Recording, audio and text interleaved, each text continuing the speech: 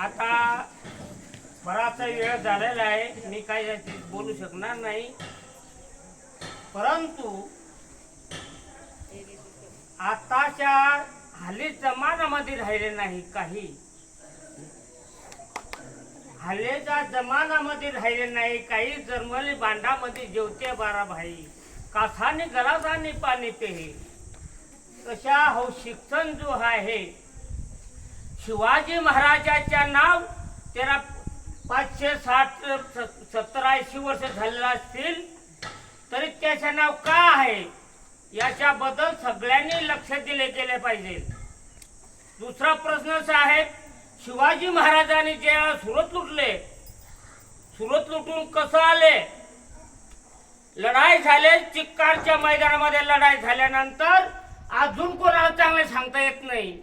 त्यावेळेला मावळा कोण होते? आपला आदिवासी मावळा होते, मुसलमान समाजाचा होते, भिल समाजाचे होते. दुसरा मावळा कोणते होते? आणि आता शिवाजी महाराज आमचा आहे. कोणाचे नाही, शिवाजी महाराज प्रत्येकाचे आहे. म्हणून आपल्याला ह्या शिक्षण घ्या आणि शिक्षण पूर्ण झाल्यानंतर आपल्याला परमेश्वर कुठल्या न कुठल्या मार्गाने पुढे नेल. अशा सगळ्यांच्या तर्फीने, शाळेच्या तर्फीने सगळ्यांचं मी अभिनंदन करतो आणि 2 शब्द समाप्तो. जय हिंद, जय भारत.